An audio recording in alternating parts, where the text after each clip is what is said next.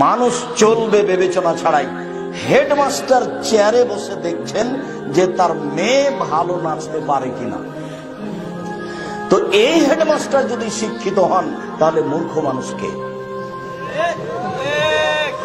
ইনিও যদি শিক্ষিত হন তাহলে মূর্খ মানুষকে আল্লাহ রাসূল কাকে মূর্খ বললেন? এই হেডমাস্টার যদি শিক্ষিত হন। তোমাদের সামাজিক চেয়ারম্যান মেম্বার যদি নিয়মিত থিয়েটার যাত্রা মেয়েদেরকে নিয়ে এসে গান মেয়েদের ব্যবস্থা করে নাচের, তাহলে সমাজ সেবক যদি এই হয় তাহলে সমাজের ক্ষতি করে কে? এই যদি সমাজ সেবক হয়, এই চেয়ারম্যান মেম্বারই যদি সমাজ সেবক হয় তাহলে সমাজের ক্ষতি করে কে?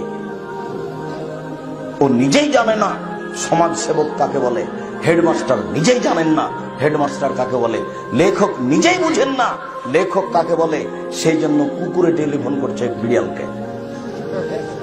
তার মানে গোটা বই পশু দিয়ে লেখা আছে, মানুষ দিয়ে নেই। গোটা বই দেখেন ওভাবে লেখা আছে।